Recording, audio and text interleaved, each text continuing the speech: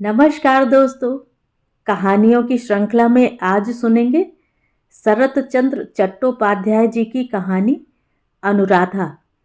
लेकिन उससे पहले, अगर मेरे द्वारा सुनाई हुई कहानियाँ आपको अच्छी लगती हैं तो मेरे चैनल को सब्सक्राइब ज़रूर करें, लाइक करें और अपने दोस्तों और परिचितों में शेयर भी करें। बेल आइकन दबाना बिल्कुल भी ना भूलें। आज सुनिए अनुराधा।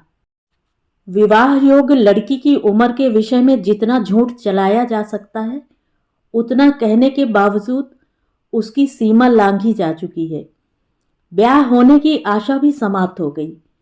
मैया री मैया, यह कैसी बात से शुरू करके आंख मिचकाकर लड़की के लड़के बच्चों की गिनती पूछने तक में भी अब किसी को रस नहीं मिलता।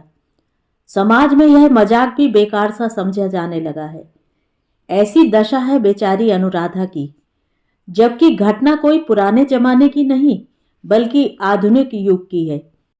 ऐसे जमाने में भी सिर्फ गण ग्रह, जन्म कुंडली और कुलशील की जांच पड़ताल करते करते ऐसा हुआ कि अनुराधा की उम्र 23 पार कर चुकी, फिर भी उसके लिए वर नहीं मिला। इस बात पर चट से विश्वास नहीं होता, फिर भी घटना बिल्कुल सच है। आज सवेरे गांव के जमींदार की कचहरी में इस बात की चर्चा हो रही थी। नए जमींदार का नाम है हरिहर घोषाल। कलकत्ता के रहने वाले हैं। उनका छोटा लड़का विजय गांव देखने आया है। विजय ने मुंह का चुरुट नीचे रखकर पूछा, क्या कहा गगन चटर्जी की बहन ने? मकान नहीं छोड़ेगी? जो आदमी खबर लाया था उसने कहा कि जो कुछ कहना है सो छोटे बाबू आएंगे तब उन्हीं से कहूंगी। विजय ने क्रोधित होकर कहा, उसे कहना क्या है? इसके माने यह हुआ कि उन लोगों को निकाल बाहर करने के लिए खुद मुझे जाना पड़ेगा। आदमियों से काम न होगा। वह व्यक्ति चुप रहा। विजय ने फिर कहा, कहने सुनने की इसमें कोई बात नहीं विनोद, मैं कुछ भी नहीं सुनने का। फिर भी इसके लिए मुझे ही जाना होगा उसके पास। वह खुद आकर अपनी तकलीफ बयान नहीं कर सकती। विनोद ने कहा, मैंने भी यह कहा था। अनुराधा ने कहा कि मैं भद्र घराने की लड़की हूं विनोद भैया। घर छोड़कर अगर बाहर निकल ही जाना है तो उन्हें जताकर एक बारगी ही निकल जाऊंगी। बार बार बाहर नहीं निकल सकती। क्या नाम बताया तुमने? अनुराधा। नाम तो बढ़िया है, इसी से शायद अभी तक अहंकार नहीं मिटा। जी नहीं, विनोद गांव का आदमी है। अनुराधा की दुर्दशा का इतिहास वही बता रहा था। परंतु अनतिपूर्ण इतिहास का भी एक अतिपूर्व इतिहास होता है, उसका उल्लेख कर रहा हूं। गांव का नाम है गणेशपुर। कभी यह अनुराधा के पुरखों का ही था। 5-6 साल हुए दूसरों के हाथ चला गया है। इस जायदाद का सालाना मुनाफा 2000 से ज्यादा नहीं है। किंतु अनुराधा के पिता अमर चटर्जी का चाल चलन या रहन सहन था 20,000 जैसा। अतएव कर्ज के कारण रहने के मकान तक पर डिक्री हो गई। डिक्री तो हो गई पर वह जारी नहीं हो सकी। महाजन डर के मारे रुका रहा। चट्टोपाध्याय जी जैसे बड़े कुलीन थे, वैसे ही उनके जप तप और क्रियाकर्म की भी काफी प्रसिद्धि थी। पेंदी में छेद वाली गृहस्थी की नाव अपव्यय के खारे पानी से मुंह तक भर आई, पर डूबी नहीं। हिंदू कट्टरता के फूले हुए पाल में सर्वसाधारण की भक्ति और श्रद्धा की आंधी की सी हवा ने इस डूबती हुई नाव को ढकेलते ढकेलते आखिर अमर चटर्जी की आयु की सीमा तो पार कर ही दी। एक तरह से उनका जीवन काल अच्छा ही बीता। वे मरे भी ठाट बाट के साथ।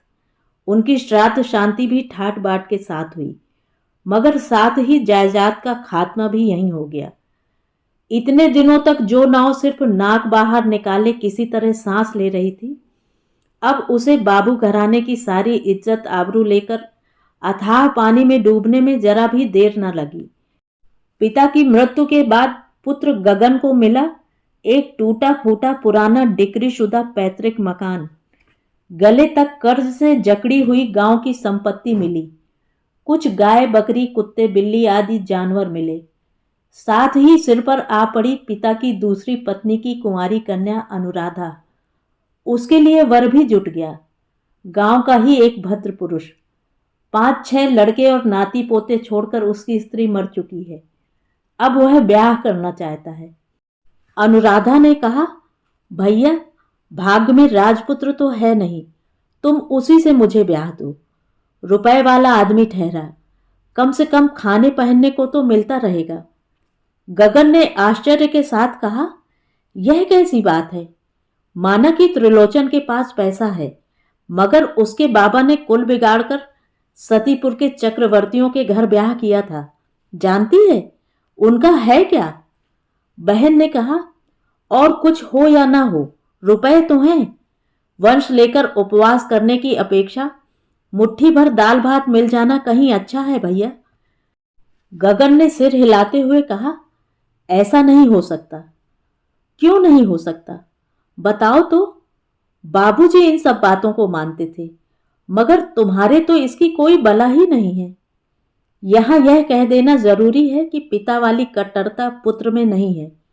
मध्य मांस तथा और भी आनुषंगिक विषयों में वह बिल्कुल मोह मुक्त पुरुष है। पत्नी वियोग के बाद दूसरे गांव की कोई एक नीच जात की स्त्री आज भी उसका वह अभाव दूर कर रही है, और इस बात को सभी जानते हैं। गगन उसके इशारे को समझ गया, गरज कर बोला, मुझमें फिजूल की कट्टरता नहीं, पर कन्यागत कुल के शास्त्राचार को क्या तेरे लिए तिलांजलि देकर अपनी 14 पीढ़ियों को नरक में डुबो दूं?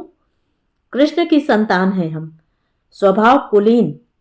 जा, ऐसी गंदी बातें अब कभी मुंह से ना निकालना। यह कहकर वह क्रोधित होकर चला गया। त्रिलोचन गंगोपाध्याय का प्रस्ताव यहीं दब गया। गगन ने हरिहर घोषाल की शरण ली। कुलीन ब्राह्मण को ऋण मुक्त करना ही होगा। कलकत्ता में लकड़ी के व्यापार में हरिहर लखपति धनी हो गए हैं। उनकी ननिहाल इसी गांव में थी। बचपन में इन बाबुओं के सुदिन उन्होंने अपनी आंखों से देखे हैं। बहुत से मौकों पर उन्होंने पेट भर के पूरी मिठाइयां भी खाई हैं। रुपया उनके लिए कोई बड़ी बात नहीं, इसलिए वे राजी हो गए। चटर्जियों का सब ऋण चुकाकर हरिहर ने गणेशपुर खरीद लिया और कुंडवों को डिक्री का रुपया देकर रहने का मकान वापस ले लिया। सिर्फ मौखिक शर्त यह रही कि बाहर के 2-3 कमरे कचहरी के लिए छोड़कर भीतर की तरफ गगन जैसे रहता है उसी तरह रहा करेगा। जमींदारी खरीद ली गई, पर प्रजा ने अधीनता माननी नहीं चाहिए। जायदाद थोड़ी है, वसूली भी मामूली है, इसलिए बड़े पैमाने में कोई इंतजाम किया नहीं जा सकता। मगर इस थोड़ी में ही गगन ऐसा कौशल करने लगा कि हरिहर के पक्ष का कोई भी कर्मचारी जाकर गणेशपुर में न टिक सका। अंत में गगन अपने प्रस्ताव के अनुसार आप ही कर्मचारी नियुक्त हो गया, अर्थात भूतपूर्व भूस्वामी वर्तमान जमींदार का गुमाश्ता बन गया। उसने प्रजा को वश में कर लिया। हरिहर ने संतोष की सांस ली, परंतु वसूली की दिशा में वही रफ्तार रही जो पहले थी। 1 पैसा रोकड़ में जमा नहीं हुआ। इसी तरह गड़बड़ी में और भी 2 साल बीत गए। उसके बाद अचानक एक दिन खबर मिली कि गुमाश्ता गगन चटर्जी का पता नहीं लग रहा है। शहर से हरिहर के आदमी ने आकर सब जांच पड़ताल करके मालूम किया कि वसूल जो कुछ हो सकता था हुआ है, और उसे गगन चटर्जी आत्मसात करके लापता हो गया है। थाने में डायरी, अदालत में नालिश और खाना तलाशी, जो कुछ भी कार्रवाई होनी चाहिए थी वह सब हो गई, मगर रुपया और गगन दोनों में से किसी का भी पता न चला। गगन की बहन अनुराधा और उसका दूर के नाते का एक भांजा घर में रहता था। पुलिस के आदमियों ने इन दोनों को यथानियम खूब कसा और हिलाया डुलाया, पर कोई तथ्य न निकला। विजय विलायत हो आया है। उसके बार बार परीक्षा फेल करने से हरिहर को उसकी रसद के लिए बहुत रुपए खर्च करने पड़े हैं, लेकिन वह पास नहीं हो सका। पर विज्ञता के फलस्वरूप मिजाज गर्म करके 2 साल पहले ही देश लौटा है। विजय का कहना है कि विलायत में पास फेल में कोई प्रभेद नहीं, किताबें रटकर तो गधा भी पास हो सकता है। वैसा उद्देश्य होता तो वह यहीं बैठकर किताबें रटा करता, विलायत नहीं जाता। घर आकर उसने पिता के लकड़ी के व्यापार की काल्पनिक दुरावस्था की आशंका प्रकट की और डगमगाते व्यापार को मैनेज करने में लग गया। कर्मचारियों में इसी दरमियान उसका नाम हो गया है। मुनीम गुमाश्ते उससे शेर की तरह डरते हैं। काम के मारे जबकि उसे सांस लेने की भी फुर्सत नहीं थी, तब गणेशपुर का विवरण उसके सामने आ पहुंचा। उसने कहा, यह तो जानी हुई बात है, पिताजी जो कुछ करेंगे सो ऐसा ही होगा, मगर और कोई उपाय नहीं। लापरवाही करने से काम नहीं चलने का। उसे सरे जमीन खुद ही जाकर कोई इंतजाम करना पड़ेगा। इसीलिए वह गणेशपुर आया है, मगर इस छोटे से काम के लिए ज्यादा दिन गांव में नहीं रहा जा सकता। जितना जल्दी हो सके इसका कोई इंतजाम करके उसे कलकत्ता लौट जाना है। सब कुछ उसके अकेले के ही सिर है। बड़े भाई अजय अटर्नी हैं, अत्यंत स्वार्थी, अपने ऑफिस और स्त्री पुरुषों को लेकर व्यस्त रहते हैं। गृहस्थी की सभी बातों में अंधे हैं। बस हिस्सा बंटवारे के बारे में ही उनकी 10-10 आंखें काम करती हैं। उनकी स्त्री प्रभामयी कलकत्ता यूनिवर्सिटी की ग्रेजुएट है। घर वालों की खबर सुध लेना तो दूर रहा, सास ससुर जिंदा हैं या नहीं इसकी खबर रखने की भी उन्हें फुर्सत नहीं। 5-6 कमरे लेकर मकान के जिस हिस्से में वे रहते हैं वहां परिवार के लोगों का आना जाना संकुचित है। उनके नौकर चाकर अलग हैं। बैरा उड़िया है। केवल बड़े बाबू की मनाही होने से आज तक वे मुसलमान बावर्ची नहीं रख सके हैं। यह कमी प्रभा को कष्ट पहुंचाती है, पर उसे आशा है कि ससुर के मरते ही इसका प्रतिकार हो जाएगा। देवर विजय के प्रति उसकी हमेशा से अवज्ञा रहती आई है। सिर्फ इधर कुछ दिनों से विलायत घूम आने से उसके मनोभाव में कुछ परिवर्तन दिखाई देने लगा है। 2-4 दिन उसने न्योता देकर उसे अपने हाथ से भोजन बनाकर खिलाया है और उस मौके पर अपनी बहन अनीता से विजय का परिचय भी करा दिया है। वह इस बार बीए ऑनर्स पास करके एमए में पढ़ने की तैयारी कर रही है। विजय विधुर है। स्त्री के मर जाने के बाद ही वह विलायत चला गया था। वहां क्या किया क्या नहीं किया इसकी खोज करने की जरूरत नहीं, पर लौटने के बाद बहुत दिनों तक देखा गया है कि स्त्री जाति के संबंध में उसका मिजाज कुछ रूखा रूखा सा रहता है। मां ने ब्याह करने के लिए कहा तो उसने तेज गले से प्रतिवाद करके उन्हें ठंडा कर दिया। गणेशपुर आकर उसने एक प्रजा के मकान में बाहर के 2 कमरे लेकर उसमें नई कचहरी कायम कर दी है। सरिश्ते के कागजात जितने भी गगन के घर मिल सके सब जबरदस्ती यहां उठा लाए गए हैं। अब इस बात की कोशिश हो रही है कि उसकी बहन अनुराधा और उसके दूर के नाते का बहनोत घर से निकाल बाहर किया जाए। विनोद घोष के साथ अभी अभी इसी बात की सलाह हो रही थी। कलकत्ता से यहाँ आते समय विजय अपने 7-8 साल के लड़के कुमार को साथ लेता आया है। गवई गांव में सांप बिच्छू आदि के डर से मां ने आपत्ति की थी, पर विजय ने कह दिया कि मां, तुम्हारी बड़ी बहू के प्रसाद से तुम्हारे गोबर गणेश पोते पोतियों की कमी नहीं है। कम से कम इसे वैसा मत बनाओ। इसे आपत विपत में पड़कर आदमी बनने दो। सुनते हैं कि विलायत के साहब लोग भी ठीक ऐसी ही बातें कहा करते हैं, मगर साहबों की बात के अलावा भी यहाँ जरा कुछ पोशीदा मामला है। विजय जब विलायत में था तब इस मातृहीन बालक के दिन बिना जतन के ही कटे हैं। कुमार की दादी अक्सर खाट पर पड़ी रहती है। अतएव काफी धन वैभव होते हुए भी कुमार को देखने भालने वाला कोई न था। इसीलिए बेचारा तकलीफों में ही इतना बड़ा हुआ है। विलायत से वापस आने पर यह बात विजय को मालूम हो गई है। गणेशपुर आते समय विजय को भाभी ने हमदर्दी दिखाकर कहा था, लड़के को साथ लिए जा रहे हो लाला जी, गांव की नई जगह ठहरी, जरा सावधानी से रहना। लौटोगी कब तक? जितनी जल्दी हो सका। सुना है अपना वहां एक मकान भी है, बाबूजी ने खरीदा था। खरीदा जरूर था, पर खरीदने के मानी ही होना नहीं है। भाभी, मकान है पर उस पर अपना दखल नहीं। लेकिन अब तो तुम खुद जा रहे हो लाला जी, अब दखल होने में देर नहीं लगेगी। उम्मीद तो यही करता हूं। दखल होने पर जरा खबर भिजवा देना। क्यों भाभी? इसके उत्तर में प्रभा ने कहा था, पास ही तो है, गांव कभी आंख से देखा नहीं, जाकर किसी दिन देख आऊंगी। अनीता का भी कॉलेज बंद है, वह भी संग जाना चाहेगी। इस प्रस्ताव को सुनकर विजय ने अत्यंत पुलकित होकर कहा था, दखल में आते ही मैं तुम्हें खबर भेज दूंगा भाभी, तब लेकिन ना नहीं कर सकोगी। अपनी बहन को भी जरूर लाना होगा। अनीता युवती है, देखने में सुंदर है और ऑनर्स के साथ ही बीए पास भी। साधारण स्त्री जात के विरुद्ध विजय की बाहरी अवज्ञा होने पर भी वह एक खास रमणी के प्रति एक साथ इतने गुण मौजूद होते हुए भी वह इस तरह की धारणा रखता हो, सो बात नहीं।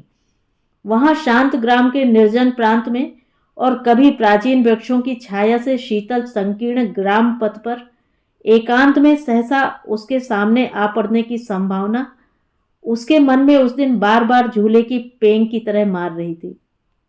विजय ठेठ विलायती पोशाक पहने, सिर पर हैट, मुंह में कड़ा चुरुट और रिवाल्वर लिए चेरी की छड़ी घुमाता हुआ बाबू घराने के सदर मकान में जा घुसा।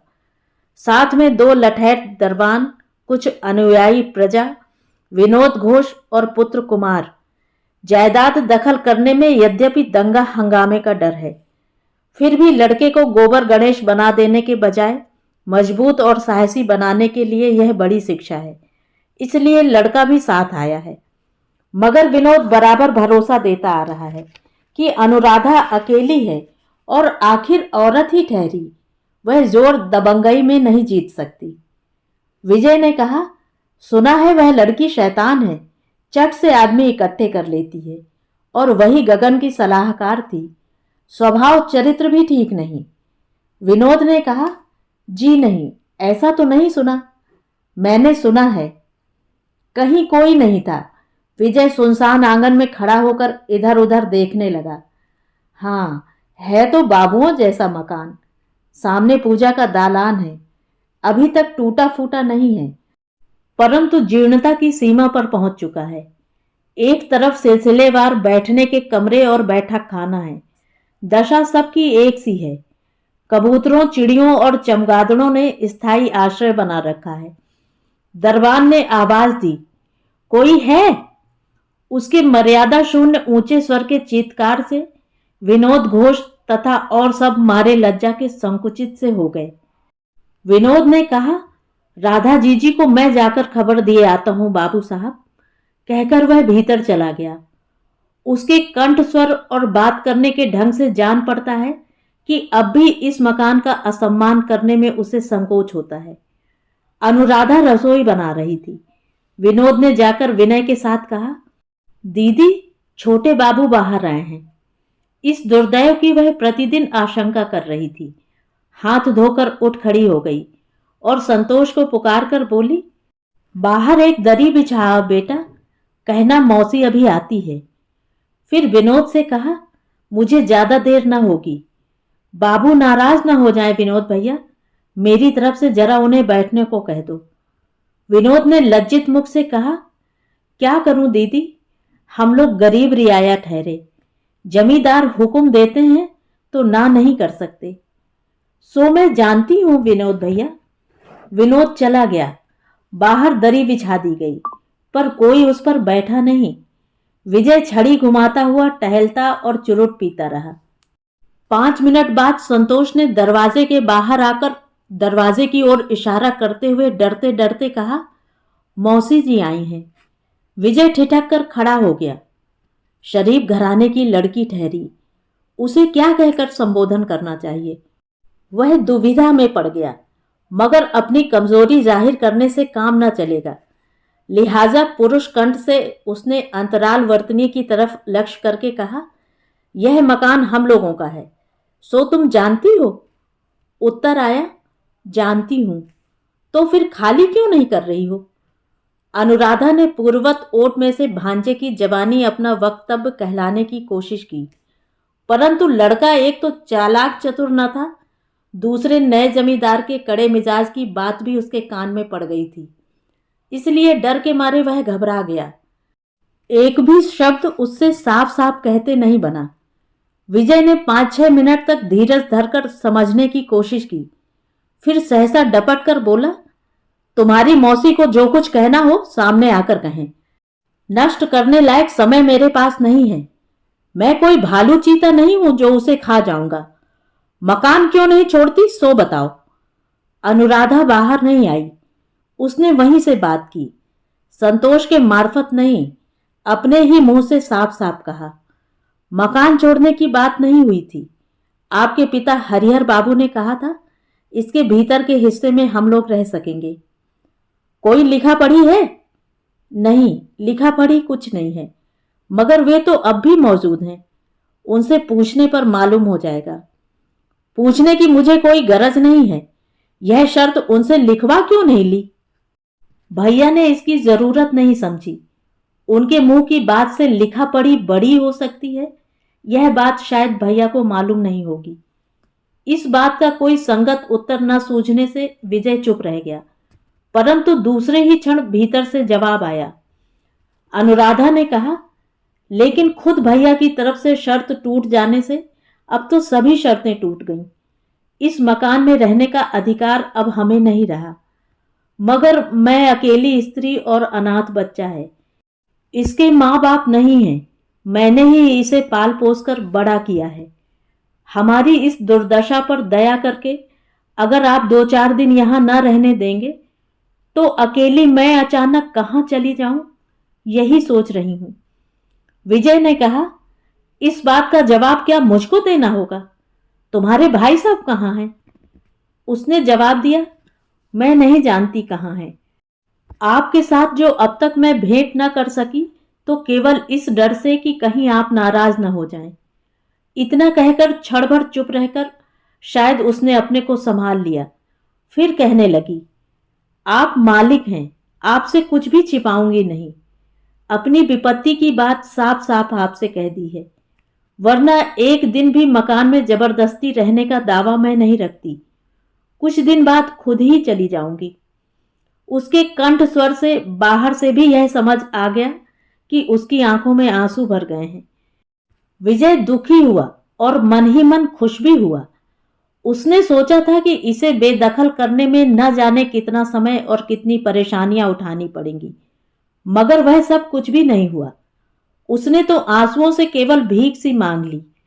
उसकी जेब की पिस्तौल और दरबानों की लाठियां भीतर ही भीतर उसी को लानत देने लगी, मगर अपनी कमजोरी भी जाहिर नहीं की जा सकती थी। उसने कहा, रहने देने में मुझे कोई आपत्ति नहीं थी, लेकिन मकान मुझे अपने लिए चाहिए। जहां हूं वहां बड़ी दिक्कत होती है। इसके सिवा मेरे घर की स्त्रियां भी एक बार देखने के लिए आना चाहती हैं। लड़की ने कहा, अच्छी बात है, चली आए ना। बाहर के कमरों में आप आराम से रह सकते हैं और भीतर 2 मंजिले पर बहुत से कमरे हैं। स्त्रियां आराम से रह सकती हैं, कोई तकलीफ ना होगी। और परदेश में उन्हें भी तो कोई जानकार चाहिए, सो मैं उनकी बहुत कुछ सहायता कर सकती हूँ। अब विजय लज्जित होकर आपत्ति जताता हुआ बोला, नहीं नहीं, ऐसा भी कहीं होता है। उनके साथ आदमी वगैरह सभी आएंगे, तुम्हें कुछ ना करना होगा। पर भीतर के कमरे क्या मैं एक बार देख सकता हूं? उत्तर मिला, क्यों नहीं देख सकते? है तो यह आप ही का मकान। आइए। भीतर घुसकर विजय ने पल भर के लिए उसका सारा चेहरा देख लिया। माथे पर पल्ला है पर घूंघट नहीं। अधमैली मामूली धोती पहने हैं। गहना कुछ भी नहीं, केवल दोनों हाथों में सोने की चूड़ियां पड़ी हैं पुराने जमाने की। ओठ में से उसका अश्रु सिंचित स्वर विजय को अत्यंत मधुर लगा था। उसने सोचा था कि शायद वह भी वैसी ही होगी, खासकर गरीब होने पर भी। वह बड़े घर की लड़की ठहरी, मगर देखने पर उसकी आशा के अनुरूप उसमें कुछ भी नहीं मिला। रंग गोरा नहीं, मंजा हुआ सांवला, बल्कि जरा काले की तरफ झुका हुआ ही समझिए। साधारण गांव की लड़कियां दिखने में जैसी होती हैं वैसी ही हैं। शरीर कृश छरहरा लेकिन काफी गठा हुआ मालूम होता है। इसमें कोई शक नहीं कि बैठे बैठे या सोए सोए उसके दिन नहीं बीते। केवल उसमें एक विशेषता दिखाई दी, उसके ललाट पर आश्चर्यजनक निर्दोष सुंदर गठन है। लड़की ने कहा, विनोद भैया, बाबू को तुम सब दिखा भला दो, मैं रसोई घर में हूं। तुम साथ नहीं रहोगी राधु दीदी? नहीं। ऊपर जाकर विजय ने घूम फिरकर सब देखा भाला। बहुत से कमरे हैं, पुराने जमाने का बहुत सा असबाब अब भी हर कमरे में कुछ न कुछ पड़ा है। कुछ टूट फूट गया है और कुछ टूटने फूटने की राह देख रहा है। अब उसकी कीमत मामूली ही समझिए, मगर किसी दिन थी जरूर। बाहर के कमरों की तरह ये कमरे भी जीर्ण हैं। गरीबी की छाप चीजों पर गहराई के साथ पड़ी हुई है। विजय के नीचे उतर आने पर अनुराधा रसोई घर के दरवाजे के पास आकर खड़ी हो गई। गरीब और बुरी हालत में होने पर भी वह भले घर की लड़की ठहरी, इसलिए विजय को अब तुम संबोधन करने में शर्म मालूम हुई। उसने कहा, आप इस मकान में और कितने दिन रहना चाहती हैं? ठीक ठीक तो अभी नहीं बता सकती, जितने दिन आप कृपा करके रहने दें। कुछ दिन रहने दे सकता हूं, मगर ज्यादा दिन तो नहीं दे सकता। तब फिर आप कहाँ जाएंगी? यही तो दिन रात सोचा करती हूं। लोग कहते हैं कि आप गगन चटर्जी का पता जानती हैं। वे और क्या क्या कहते हैं? विजय इस प्रश्न का उत्तर न दे सका। अनुराधा कहने लगी, मैं नहीं जानती, यह तो आपसे पहले ही कह चुकी हूं। मगर जानू भी तो क्या भाई को पकड़ा दूं? यही आपकी आज्ञा है? उसके स्वर में तिरस्कार का पुर था। विजय अत्यंत लज्जित हो गया। समझ गया कि आभिजात्य की छाप इसके मन से अभी तक मिटी नहीं है। बोला, नहीं, इस काम के लिए मैं आपसे नहीं कहूंगा। हो सका तो मैं खुद ही उसे खोज निकालूंगा, भागने नहीं दूंगा। मगर एक बात है, इतने दिनों से जो वह हमारा सत्यानाश कर रहा था, सो भी क्या आप कहना चाहती हैं कि आपको नहीं मालूम था? कोई जवाब नहीं आया। विजय कहने लगा, आखिर संसार में कृतज्ञता नाम की भी कोई चीज है? अपने भाई को क्या किसी दिन इस बात की सलाह आप न दे सकी? मेरे पिता बिल्कुल सीधे साधे आदमी हैं। आपके वंश से उन्हें काफी ममत्व है और विश्वास भी खूब था। इसीलिए गगन को उन्होंने सब कुछ सौंप रखा था। उसका क्या यही बदला है? लेकिन आप निश्चित समझ लीजिए कि मैं देश में रहता तो हरगिज ऐसा न होने देता। अनुराधा चुप ही रही। किसी भी बात का जवाब न पाकर विजय मन ही मन फिर गर्म हो उठा। उसके मन में जो भी कुछ थोड़ी करुणा उत्पन्न हुई थी, सब उड़ गई। वह कठोर होकर कहने लगा, इस बात को सभी जानते हैं कि मैं कड़ा हूं।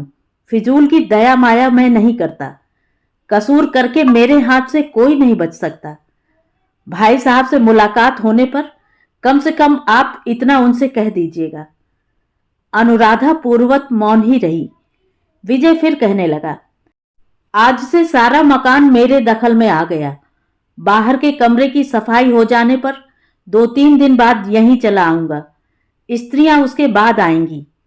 आप नीचे के कमरे में रहिए जब तक कि आप और कहीं न जा सकें, मगर कोई चीज वस्तु हटाने की कोशिश न कीजिएगा। इतने में कुमार बोल उठा, पिताजी, प्यास लगी है, पानी पीऊंगा। यहां पानी कहाँ है? अनुराधा ने हाथ के इशारे से उसे अपने पास बुला लिया और रसोई के भीतर ले जाकर कहा, डाब है, पियोगे बेटा? हाँ, पीऊंगा। संतोष के काट देने पर उसने पेट भरकर उसका पानी पिया और कच्ची गरी निकाल कर खाई। बाहर आकर बोला, पिताजी, तुम पियोगे? बड़ा मीठा है। नहीं।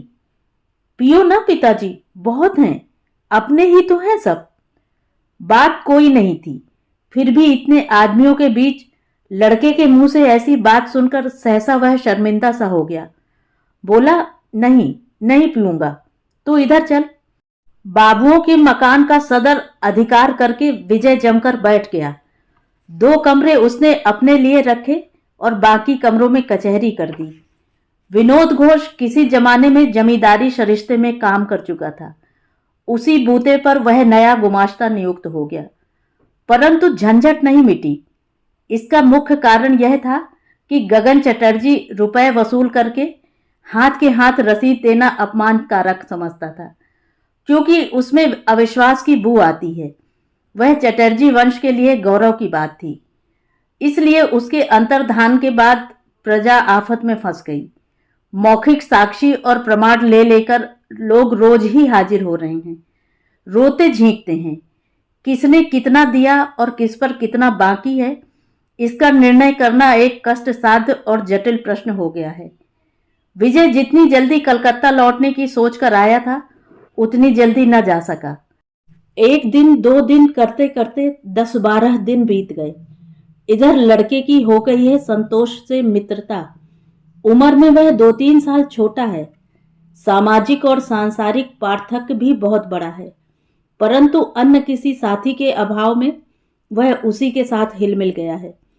उसी के साथ वह रहता है घर के भीतर, बाग बगीचों और नदी किनारे घूमा फिरा करता है, कच्चे आम और चिड़ियों के घोंसलों की खोज में। संतोष की मौसी के पास ही अक्सर खा पी लिया करता है। संतोष की देखा देखी वह भी मौसी जी कहा करता है। विजय रुपए पैसे के हिसाब के झंझट में बाहर ही फंसा रहता है, जिससे हर वक्त वह लड़के की खोज खबर नहीं ले सकता। जब खबर लेने की फुर्सत मिलती है तो उसका पता नहीं लगता। सहसा कभी किसी दिन डांट फटकार लगाकर उसे पास बैठा भी रखता है तो छुटकारा पाते ही वह दौड़कर मौसी जी की रसोई में जा घुसता है। संतोष के साथ बैठकर दोपहर को भात खाता है और शाम को रोटी और गरी के लड्डू का बंटवारा कर लेता है। उस दिन शाम को लोग बाग कोई आए नहीं थे। विजय ने चाय पीकर चुरुट सुलगाते हुए सोचा, चलें नदी किनारे घूम आए। अचानक याद आई, दिन भर से आज लड़का नहीं दिखाई दिया। पुराना नौकर खड़ा था। उससे पूछा, कुमार कहाँ है रे? उसने इशारे से कहा, भीतर। रोटी खाई थी आज? नहीं। जबरदस्ती पकड़कर खिला क्यों नहीं देता? यहां खाना जो नहीं चाहता मालिक, गुस्सा होकर फेंक फांक कर चल देता है। कल से उसे मेरे साथ खाने बिठाना। यह कहकर न जाने क्या सोचकर वह टहलने के बजाय सीधा भीतर चला गया। लंबे चौड़े आंगन के दूसरी तरफ से लड़के की आवाज सुनाई दी, मौसी जी 1 रोटी और 2 गरी के लड्डू, जल्दी। जिसे आदेश दिया गया उसने कहा, उतर आओ ना बेटा, तुम लोगों की तरह मैं क्या पेड़ पर चढ़ सकती हूँ? जवाब मिला, चढ़ सकती हो मौसी, जरा भी मुश्किल नहीं। उस मोटी डाल पर पैर रखकर इस छोटी डाल को पकड़कर चट से चढ़ आओगी। विजय पास जाकर खड़ा हो गया। रसोई घर के सामने एक बड़ा सा आम का पेड़ है। उसी की 2 मोटी डालों पर कुमार और संतोष बैठे हैं। पैर लटकाकर तने से पीठ टेके दोनों खा रहे थे। विजय को देखते ही दोनों सिटपिटा गए। अनुराधा रसोई घर के किवाड़ के पीछे छिपकर खड़ी हो गई। विजय ने पूछा, क्या यही इन लोगों के खाने की जगह है? किसी ने उत्तर नहीं दिया। विजय अंतराल वर्तनी को लक्ष्य करके कहने लगा, देखता हूं आप पर यह जोर जुल्म किया करता है। अब की बार अनुराधा ने मुक्त कंठ से कहा, हाँ, फिर भी तो आप सिर चढ़ाने में कसर नहीं रखती। क्यों सिर चढ़ा रही हैं? नहीं चढ़ाने से और भी ज्यादा उधम मचाएंगे, इस डर से। लेकिन सुना है कि घर पर तो ऐसा उधम नहीं करता। संभव है न करता हो। उसकी मां नहीं है, दादी बीमार रहा करती हैं। आप कामकाज में बाहर फंसे रहते हैं। उधम मचाता किसके आगे? विजय को यह बात मालूम ना हो सो नहीं, परंतु फिर भी लड़के की मां नहीं है, यह बात दूसरे के मुंह से सुनकर उसे दुख हुआ। बोला, आप तो मालूम होता है बहुत कुछ जान गई हैं। किसने कहा आपसे? कुमार ने। अनुराधा ने धीरे से कहा, कहने लायक उम्र उसकी नहीं हुई, फिर भी उसके मुंह से ही सुना है। दोपहर को मैं इन लोगों को धूप में बाहर निकलने नहीं देती तो आंख बचाकर भाग जाते हैं। जिस दिन नहीं जा पाते उस दिन मेरे पास लेटकर घर की बातें किया करते हैं। विजय उसका चेहरा न देख सका, परंतु उस पहले दिन की तरह आज भी उसका कंठ स्वर उसे अत्यंत मधुर मालूम हुआ। इसी से कहने के लिए नहीं, बल्कि सिर्फ सुनने के लिए ही बोला, अब की बार घर जाकर उसे बड़ी मुसीबत का सामना करना पड़ेगा। क्यों? क्योंकि उधम मचाना एक तरह का नशा है। न बचा सकने से शरीर कसमसाता है। दूसरे, वहां उसके नशे की खुराक कौन जुटाएगा? 2 ही दिन में भागना चाहेगा। अनुराधा ने आहिस्ता से कहा, नहीं नहीं, भूल जाएगा। कुमार, उतर आओ बेटा, रोटी ले जाओ। कुमार तस्तरी हाथ में लिए उतर आया और मौसी के हाथ से और भी कई रोटियां और गरी के लड्डू लेकर उससे सटकर खड़ा खड़ा खाने लगा। पेड़ पर नहीं चढ़ा। विजय ने देखा कि वे चीज धनी घर की अपेक्षा पद गौरव में चाहे जितनी भी तुच्छ क्यों न हो, पर वास्तविक सम्मान की दृष्टि से जरा भी तुच्छ नहीं। लड़का क्यों मौसी के रसोई घर के प्रति इतना आसक्त हो गया है, विजय उसका कारण समझ गया। वह सोचकर तो यह आया था कि कुमार की लुब्धता पर इन लोगों की तरफ से अकारण और अतिरिक्त खर्चा की बात कहकर प्रचलित शिष्ट वाक्यों से पुत्र के लिए संकोच प्रकट करेगा, और करने जा भी रहा था, पर बाधा आ पड़ी। कुमार ने कहा, मौसी, कल जैसी चंद्रपूली आज भी बनाने को कहा था, सो क्यों नहीं बनाई तुमने? मौसी ने कहा, कसूर हो गया बेटा, जरा सी आंख चूक गई सो बिल्ली ने दूध पलट दिया। कल ऐसा न होगा। कौन सी बिल्ली ने? बताओ तो। सफेद ने? वही होगी शायद, कहकर अनुराधा उसके माथे के बिखरे हुए बालों में हाथ फेरने लगी। विजय ने कहा, ऊधम तो देखता हूं क्रमशः जुल्म में परिणित हो रहा है। कुमार ने कहा, पीने का पानी कहाँ है? अरे भूल गई बेटा, लाए देती हूं। तुम सब भूल जाती हो मौसी, तुम्हें कुछ भी याद नहीं रहता। विजय ने कहा, आप पर फटकार पड़नी चाहिए, कदम कदम पर गलती होती है। हाँ, कहकर अनुराधा हंस दी। असावधानी के कारण यह हंसी विजय ने देख ली। पुत्र के अवैध आचरण के लिए क्षमा मांगना ना हो सका, इस डर से कि कहीं उसके भद्र वाक्य अभद्र व्यंग से न सुनाई दे, कहीं यह महिला ऐसा न समझ बैठे कि उसकी गरीबी और बुरे दिनों पर कटाक्ष किया जा रहा है। दूसरे दिन दोपहर को अनुराधा कुमार और संतोष को भात परोसकर तरकारी परोस रही थी। माथा खुला था, बदन का कपड़ा कहीं का कहीं जा रहा था। इतने में अचानक दरवाजे के पास किसी आदमी की परछाई आ पड़ी। अनुराधा ने मुंह उठाकर देखा तो छोटे बाबू हैं। एकाएक सकुचाकर उसने माथे पर कपड़ा खींच लिया और वह उठकर खड़ी हो गई। विजय ने कहा, एक बहुत जरूरी सलाह के लिए आपके पास आया हूं। विनोद घोष इसी गांव का आदमी ठहरा, आप तो उसे जानती होंगी। कैसा आदमी है, बता सकती हैं? उसे गणेशपुर का नया गुमाश्ता कायम किया है। पूरी तौर से उस पर विश्वास किया जा सकता है या नहीं, आपका क्या ख्याल है? विनोद 1 सप्ताह से ज्यादा हो गया यथासाध्य काम तो अच्छा ही कर रहा है, किसी तरह की गड़बड़ी नहीं की। सहसा घबराकर उसके चरित्र की खोज खबर लेने की ऐसी क्या जरूरत आ पड़ी? अनुराधा की कुछ समझ में ना आया। उसने मृदु कंठ से पूछा, विनोद भैया कुछ कर बैठे हैं क्या? अभी तक कुछ किया तो नहीं, मगर सावधान होने की जरूरत तो है ही। मैं तो उन्हें अच्छा ही आदमी समझती आई हूं। सचमुच समझती हैं या निंदा नहीं करनी चाहिए इसलिए अच्छा कह रही हैं? मेरे भले बुरे कहने की क्या कोई कीमत है?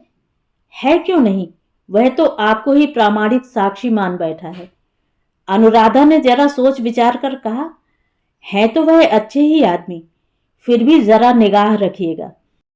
अपनी लापरवाही से अच्छे आदमी का भी बुरा हो जाना कोई असंभव बात नहीं है। विजय ने कहा, सच्ची बात तो यही है। कारण कसूर का कारण ढूंढा जाए तो अधिकांश मामलों में दंग रह जाना पड़ता है। फिर लड़के को लक्ष्य करके कहा, तेरी तकदीर अच्छी है जो अचानक एक मौसी मिल गई तुझे, नहीं तो इस जंगल में आधे दिन तुझे बगैर खाए ही बिताने पड़ते।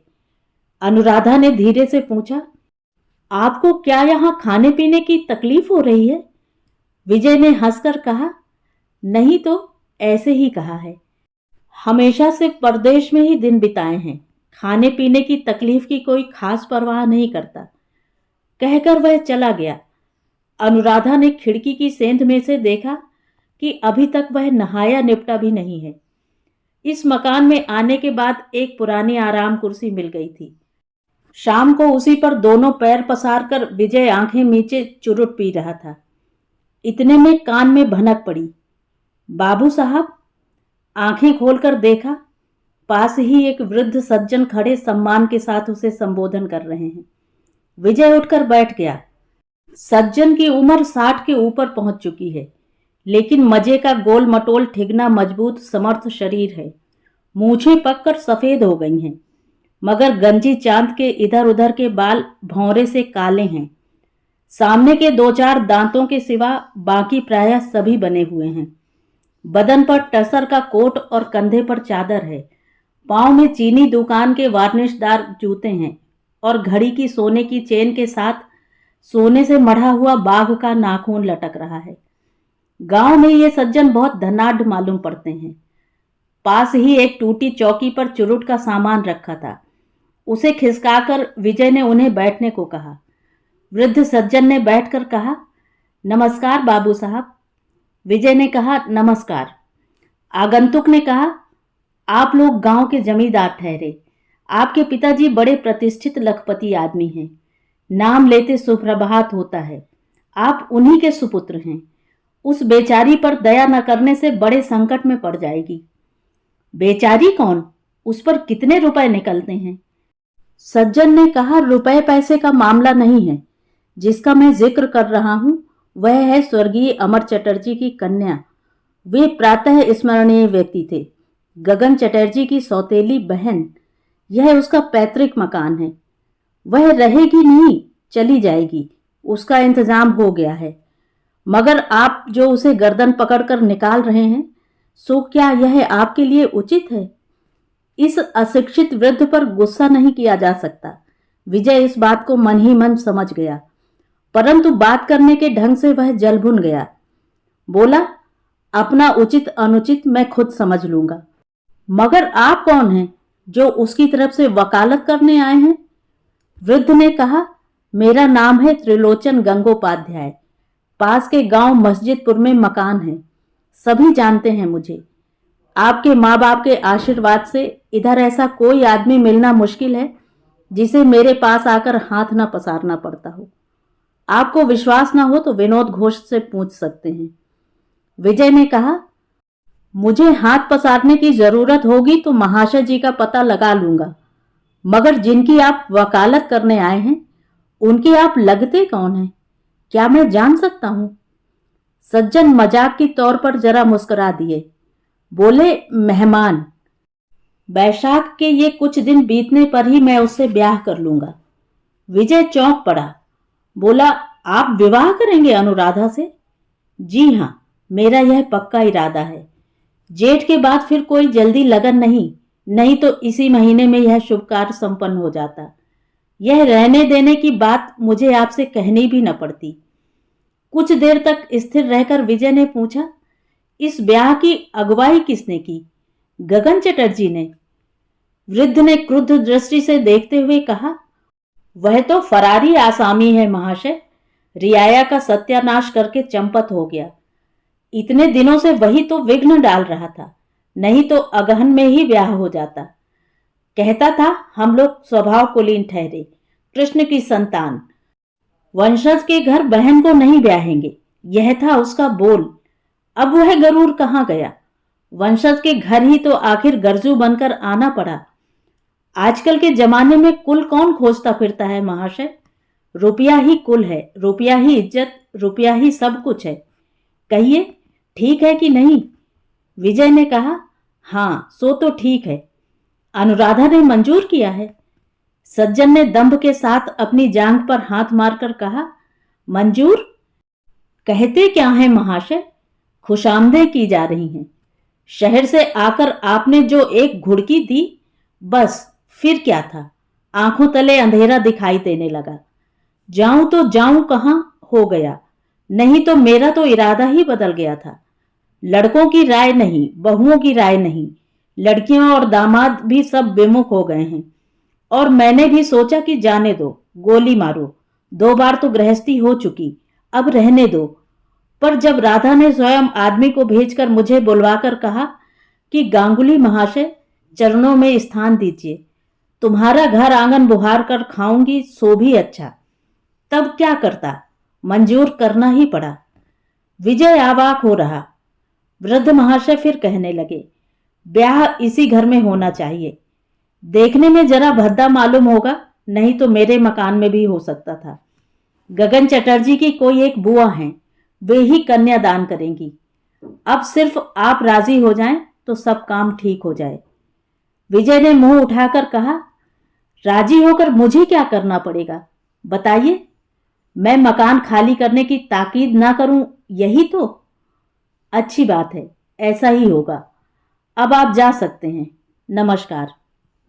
नमस्कार महाशय जी, नमस्कार। सो तो है ही, सो तो है ही। आपके पिता ठहरे लखपति, प्रातः स्मरणीय आदमी। नाम लेने से सुप्रभात होता है। सो तो होता है। आप अब पधारिए। तो जाता हूं महाशय जी, नमस्कार। कहकर त्रिलोचन बाबू चल दिए। वृद्ध महाशय के चले जाने पर विजय चुपचाप बैठा हुआ अपने मन को समझा रहा था कि उसे इस मामले में सिर खपाने की क्या जरूरत है। वास्तव में इसके सिवा लड़की के लिए चारा ही क्या है। कोई ऐसी बात नहीं है जो संसार में पहले कभी ना हुई हो। संसार में ऐसा तो होता ही रहता है, फिर उसके लिए दुश्चिंता किस बात की। सहसा विनोद घोष की बात उसे याद आ गई। उस दिन वह कह रहा था, अनुराधा अपने भैया के साथ इसी बात पर झगड़ने लगी थी कि कुल के गौरव से उसे क्या करना है। आसानी से खाने पहनने भर को मिल जाए, इतना ही काफी है। प्रतिवाद में गगन ने गुस्से में आकर कहा था, तू क्या माँ बाप का नाम डुबोना चाहती है। अनुराधा ने जवाब दिया था, तुम उनके वंशधर हो, नाम कायम रख सको तो रखना, मैं नहीं रख सकूंगी। इस बात की वेदना को विजय न समझ सका।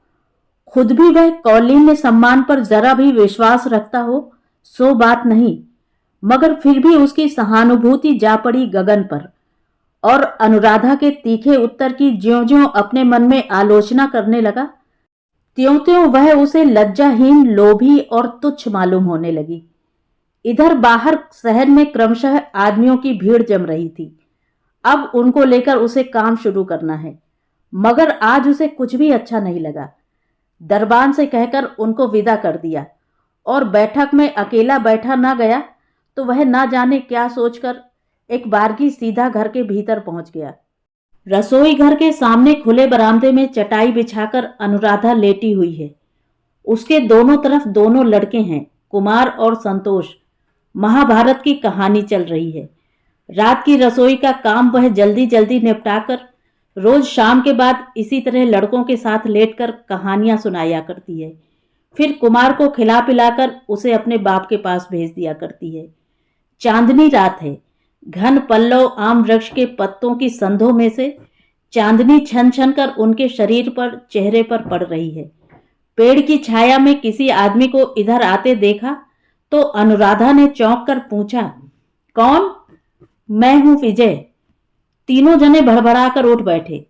संतोष छोटे बाबू से ज्यादा डरता है। पहले दिन की याद उसे अभी भूली नहीं है। वह ऊहापोह करके भाग गया। कुमार ने भी अपने मित्र का अनुसरण किया। विजय ने कहा, त्रिलोचन गांगुली को आप पहचानती हैं? आज वे मेरे पास आए थे। अनुराधा को बड़ा आश्चर्य हुआ। उसने कहा, आपके पास?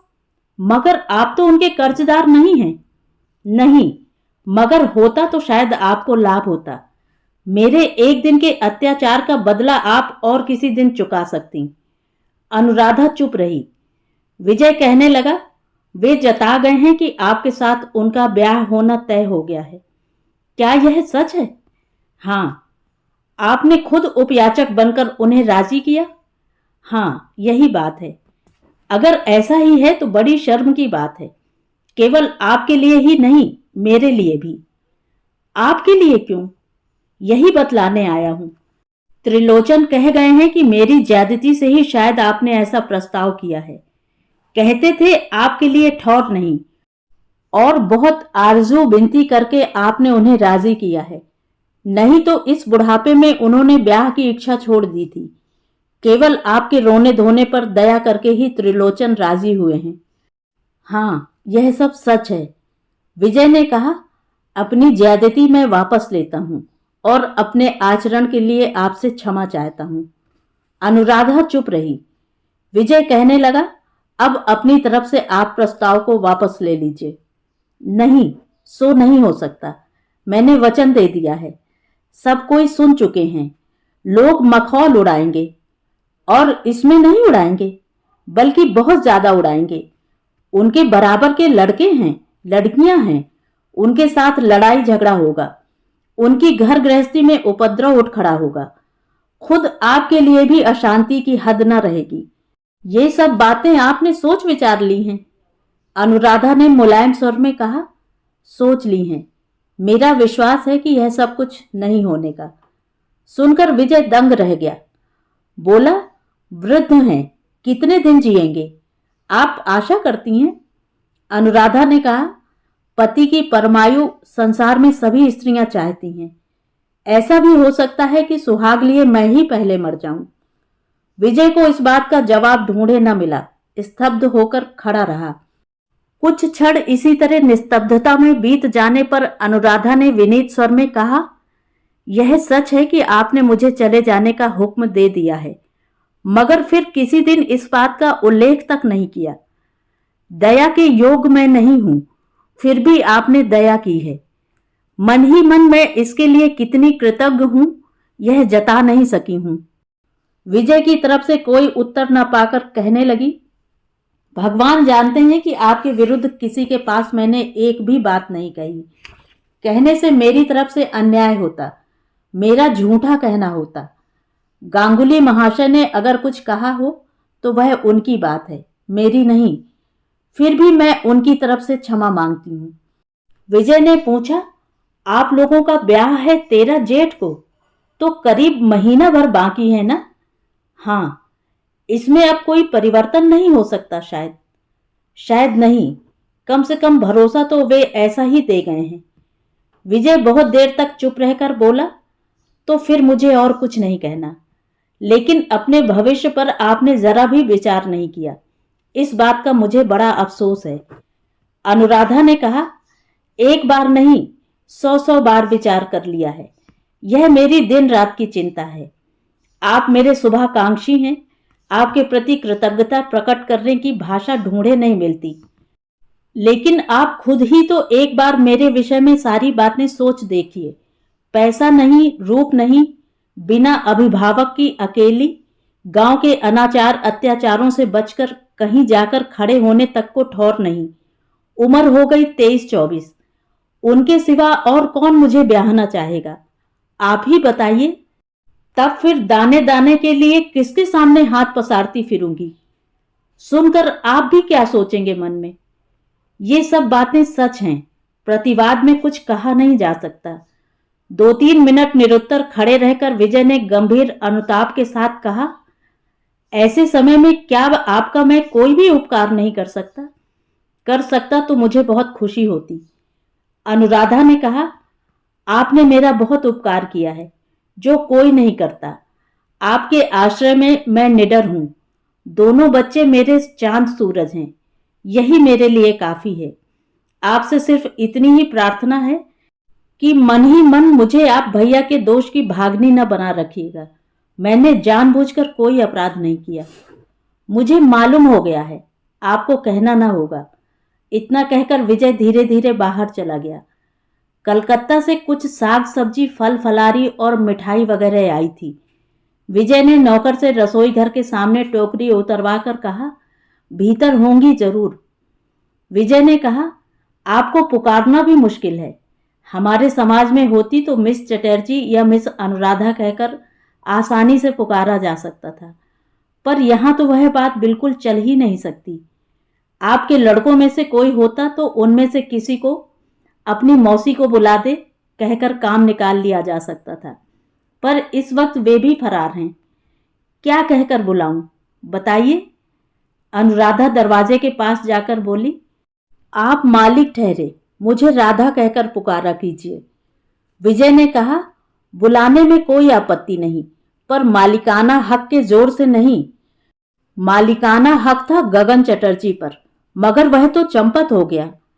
आप क्यों मालिक मानने लगी? आपको किस बात की गरज है? भीतर से सुनाई दिया, ऐसी बात ना कहिए, आप हैं तो मालिक ही। विजय ने कहा, उसका दावा मैं नहीं करता, पर उम्र का दावा जरूर रखता हूं। मैं आपसे बहुत बड़ा हूं। नाम लेकर पुकारा करूं तो आप नाराज ना होइएगा।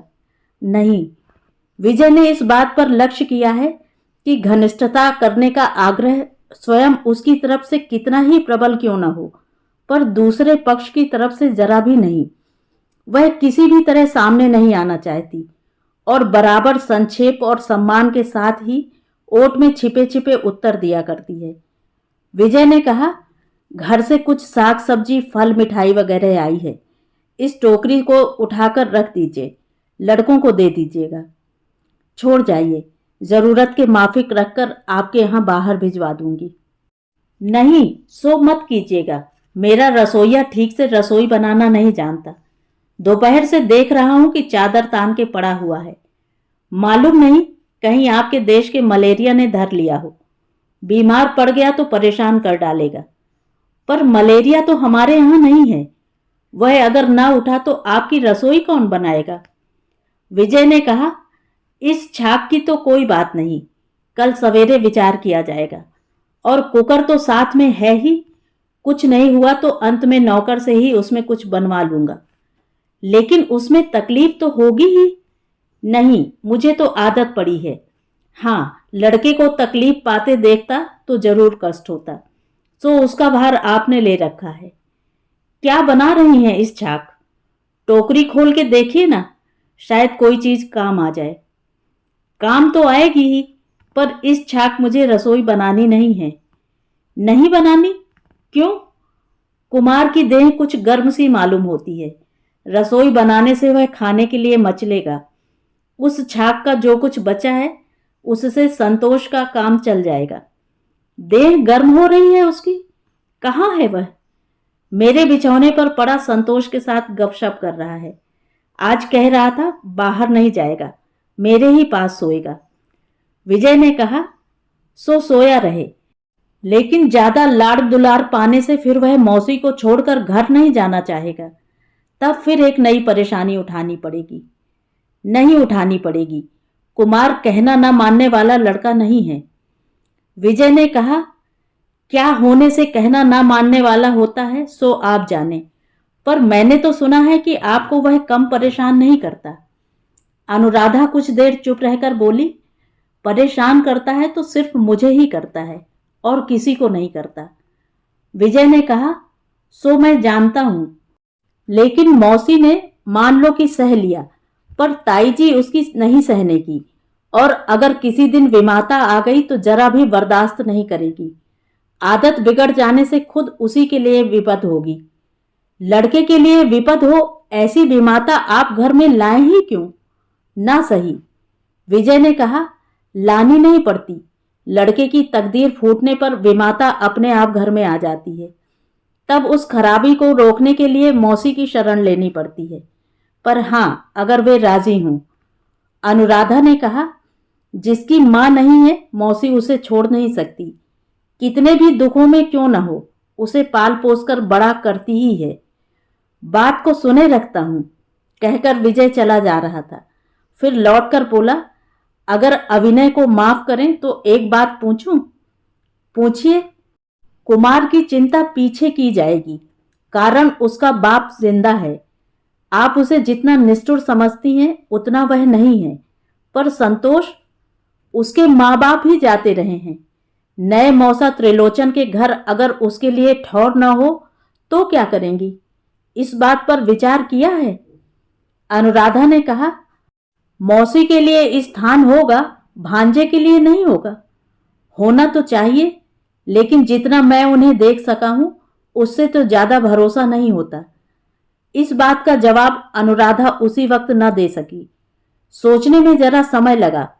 फिर शांत और दृढ़ कंठ से कहने लगी, तब पेड़ के नीचे दोनों के लिए स्थान होगा, उसे कोई नहीं रोक सकता। विजय ने कहा, बात तो मौसी की जायज है, इससे इनकार नहीं किया जा सकता, मगर यह संभव नहीं।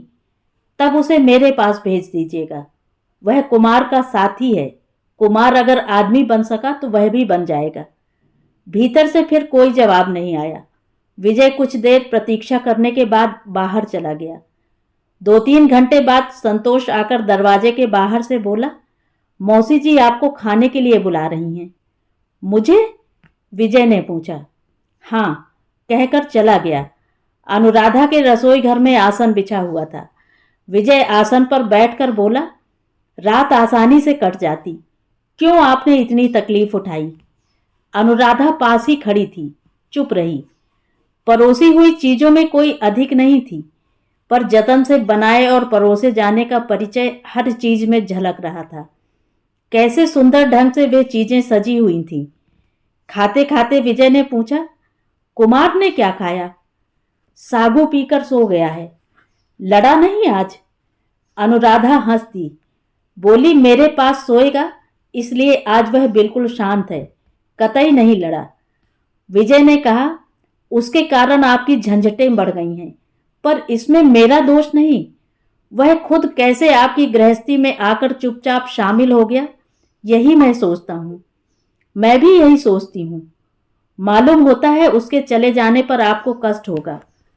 अनुराधा पहले तो चुप रही, फिर बोली, उसे घर ले जाने के पहले लेकिन आपको एक वचन दे जाना होगा। आपको इस बात की निगरानी रखनी होगी कि उसे किसी बात की तकलीफ ना होने पाए। मगर मैं तो बाहर रहूंगा, कामकाज के झंझटों में। अपने वचन की रक्षा कर सकूंगा इस बात का भरोसा नहीं होता, तो फिर उसे मेरे पास छोड़ जाना होगा। आप गलती कर रही हैं, यह और भी असंभव है। इतना कहकर विजय हंसता हुआ खाने में लग गया। खाते खाते बीच में बोल उठा, भाभी वगैरह के आने की बात कही थी, शायद वे अब आएंगी नहीं। क्यों?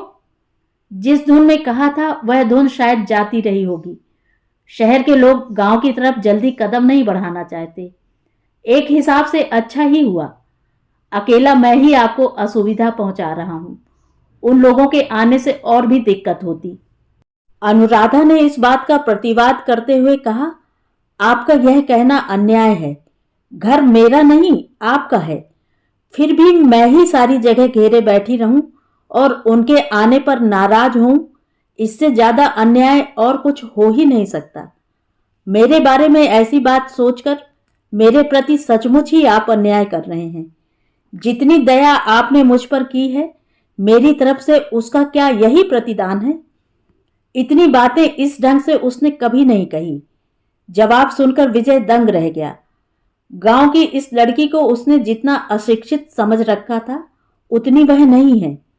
थोड़ी देर स्थिर रहकर उसने अपना कसूर मंजूर करते हुए कहा, वास्तव में मेरा यह कहना उचित नहीं हुआ। जिनके विषय में यह बात ठीक हो सकती है, उनसे आप ज्यादा बड़ी हैं। मगर 2-3 दिन बाद ही मैं घर चला जाऊंगा। यहां आकर शुरू शुरू में आपके साथ मैंने बहुत बुरा सलूक किया है, लेकिन वह बिना पहचाने हुआ है। सचमुच संसार में ऐसा ही हुआ करता है, अक्सर यही होता है। फिर भी जाने के पहले मैं गहरी लज्जा के साथ क्षमा मांगता हूं। अनुराधा ने मृदु कंठ से कहा, क्षमा आपको नहीं मिल सकती। नहीं मिल सकती? क्यों? अब तक जितना आपने अत्याचार किया है उसकी क्षमा नहीं, कहकर हंस दी। प्रदीप के अल्प प्रकाश में उसके हंसी भरे चेहरे पर विजय की नजर पड़ गई और क्षण भर के एक अज्ञात विस्मय से उसका सारा हृदय हिलकर तुरंत स्थिर हो गया। क्षण भर चुप रहकर बोला, यही अच्छा है, मुझे क्षमा करने की जरूरत नहीं। अपराधी के रूप में ही मैं हमेशा याद आता रहूं। दोनों चुप रहे। 2-3 मिनट तक कमरे में बिल्कुल सन्नाटा रहा। निस्तब्धता भंग की अनुराधा ने। उसने पूछा, आप फिर कब तक आएंगे? बीच बीच में आना तो होगा ही, क्योंकि आपसे भेंट न होगी। दूसरे पक्ष से प्रतिवाद नहीं किया गया। समझ में आ गया कि बात सच है। खा चुकने के बाद विजय के बाहर जाते समय अनुराधा ने कहा, टोकरी में बहुत तरह की तरकारियां हैं, पर बाहर अब ना भेजूंगी। कल सवेरे भी आप यहां भोजन कीजिएगा। तथास्तु। मगर समझ तो गई होंगी कि शायद औरों की अपेक्षा मेरी भूख ज्यादा है, नहीं तो प्रस्ताव पेश करता कि सिर्फ सवेरे ही नहीं, निमंत्रण का दिया और भी बढ़ा दीजिए। जितने दिन मैं यहां रहूं, आपके हाथ की ही खाकर घर चला जा सकूं। उत्तर मिला, यह मेरा सौभाग्य है। दूसरे दिन सवेरे ही अनेक प्रकार के खाद्य पदार्थ अनुराधा की रसोई घर के बरामदे में आ पहुंचे। उसने कोई आपत्ति नहीं की, उठाकर रख दिए। इसके बाद 3 दिन के बदले 5 दिन बीत गए। कुमार बिल्कुल स्वस्थ हो गया। इन कई दिनों में विजय ने क्षोभ के साथ लक्ष्य किया कि आतिथ्य की त्रुटि कहीं भी नहीं, पर परिचय की दूरी वैसी ही अविचलित बनी रही है। किसी भी बहाने वह तिल भर भी निकटवर्ती नहीं हुई। बरामदे में भोजन के लिए जगह करके अनुराधा भीतर ही से ढंग के साथ थाली लगा देती है और संतोष परोसता है। कुमार आकर कहता, पिताजी, मौसी कहती हैं कि मछली की तरकारी इतनी छोड़ देने से काम न चलेगा और जरा खानी होगी। विजय कहता, अपनी मौसी जी से कह दे कि पिताजी को राक्षस समझना ठीक नहीं। कुमार लौटकर कहता, मछली की तरकारी रहने दो, शायद अच्छी न बनी होगी, लेकिन कल की तरह कटोरे में दूध पड़ा रहने से उन्हें दुख होगा। विजय ने सुनाकर कहा, तेरी मौसी जी अगर कल से नाद के बदले कटोरे में दूध दिया करें तो न पड़ा रहेगा। इसी तरह से 5 दिन बीत गए। स्त्रियों के आदर जतन का चित्र विजय के मन में हमेशा से ही अस्पष्ट था। अपनी मां को वह बचपन से ही अस्वस्थ और अपटु देखता आया है। गृहिणीपन का कोई भी कर्तव्य वे पूरी तौर से नहीं कर पाती थी। उसकी अपनी स्त्री भी सिर्फ 2-2.5 साल जीवित रही, तब वह पढ़ता था। उसके बाद फिर उसका लंबा समय सुदूर प्रवास में ही बीता। उस दिशा के अपने अनुभवों की भली बुरी बहुत सी स्मृतियां कभी कभी उसे याद आ जाती हैं, परंतु वे सब मानो पुस्तक में पढ़ी हुई कल्पित कहानियों की तरह अवास्तविक मालूम होती हैं। जीवन की वास्तविक आवश्यकताएं पूर्ण रूप से संबंध विहीन रहीं और हैं उसकी भाभी प्रभामयी। सो जिस परिवार में भाभी का प्राधान्य है, भले बुरे की आलोचना हुआ करती है, वह परिवार उसे अपना नहीं मालूम होता। मां को उसने बहुत बार रोते देखा है, पिता को नाराज और उदास रहते देखा है, पर इन सब बातों को उसने खुद ही असंगत और अनधिकार चर्चा समझा है। ताई अपने देवर पुत्रों की खबर न ले या बहू अपने सास ससुर की सेवा न करे तो बड़ा भारी अपराध है, ऐसी भी धारणा उसकी नहीं थी। और स्वयं अपनी स्त्री को भी कभी ऐसा आचरण करते देखता तो वह मर्माहत होता, सो बात भी नहीं। परंतु आज उसकी इतने दिनों की धारणा को इन अंतिम 5 दिनों ने मानो धक्के देकर शिथिल कर दिया। आज शाम की गाड़ी से उसके कलकत्ता रवाना होने की बात थी। नौकर चाकर चीज वस्तु बांधकर तैयारी कर रहे थे। कुछ ही घंटों की देर थी। इतने में संतोष ने आकर ओट में से कहा, मौसी जी भोजन के लिए बुला रही हैं। इस वक्त? हाँ, कहकर संतोष वहां से खिसक लिया। विजय ने भीतर जाकर देखा कि बरामदे में बाकायदा आसन बिछाकर भोजन के लिए स्थान कर दिया गया है। मौसी का गला पकड़कर कुमार झूल रहा था। उसके हाथ से अपने को छुड़ाकर अनुराधा रसोई घर में घुस गई। आसन पर बैठकर विजय ने कहा, इस वक्त यह क्या? भीतर से अनुराधा ने कहा, जरा खिचड़ी बना रखी है, खाते जाइए। विजय बोला, वे वक्त आपने क्यों तकलीफ की? इसकी अपेक्षा 4-6 पूड़ियां ही उतार देती तो काम चल जाता। अनुराधा ने कहा, पूड़ी तो आप खाते नहीं, घर पहुंचते पहुंचते रात के 2-3 बज जाएंगे। बगैर खाए उपासे जाते तो क्या मुझे कम तकलीफ होती? बराबर ख्याल आता रहता कि लड़का गाड़ी में बिना खाए पिए यूं ही सो गया होगा। विजय चुपचाप खाता रहा, फिर बोला, विनोद को कह दिया है, वह आपकी देखरेख करता रहेगा। जितने दिन आप इस मकान में हैं, आपको किसी तरह की तकलीफ न होगी। फिर वह कुछ देर चुप रहकर कहने लगा, और एक बात आपसे कहे जाता हूं, अगर कभी गगन से भेंट हो तो कह दीजिए कि मैंने उसे माफ कर दिया है, पर इस गांव में अब वह ना आए, आने से माफ न करूंगा। कभी भेंट हुई तो उनसे कह दूंगी। इतना कहकर अनुराधा चुप हो गई।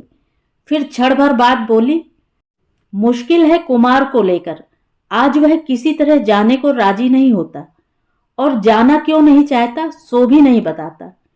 विजय ने कहा, इसलिए नहीं बताता कि वह खुद नहीं जानता, और मन ही मन यह भी समझता है कि वहां जाने से उसे तकलीफ होगी। तकलीफ क्यों होगी? उस घर का यही नियम है। पर हो तकलीफ, आखिर इतना बड़ा हुआ तो वही है। उसे ले जाने की जरूरत नहीं, यहीं रहने दीजिए मेरे पास। विजय ने हंसते हुए कहा, मुझे कोई आपत्ति नहीं, मगर ज्यादा से ज्यादा 1 महीने रह सकता है, उससे ज्यादा तो रह नहीं सकता। इससे लाभ क्या? दोनों ही मौन रहे। अनुराधा ने कहा, इसकी जो विमाता आएंगी, सुना है कि वे शिक्षित हैं। हाँ, बीए पास हैं। पर बीए तो उसकी ताई ने भी पास किया है। जरूर किया है, मगर बीए पास करने वाली किताबों में देवर पुत्र को लाड़ प्यार से रखने की बात नहीं लिखी। इस विषय की परीक्षा उन्हें नहीं देनी पड़ी। और बीमार सास ससुर की, क्या यह बात भी किताब में नहीं लिखी रहती? नहीं, यह प्रस्ताव और ज्यादा हास्यकर है। हास्यकर ना हो ऐसी भी कोई बात है? है। जरा भी किसी तरह की शिकायत ना करना ही हमारे समाज का सुभद्र विधान है। अनुराधा क्षण भर मौन रहकर बोली, यह विधान आप ही लोगों में रहे, पर जो विधान सबके लिए एक सा है वह यह है कि लड़के से बढ़कर बीए पास नहीं है, ऐसी बहू को घर लाना अनुचित है। लेकिन लाना तो किसी ना किसी को पड़ेगा ही।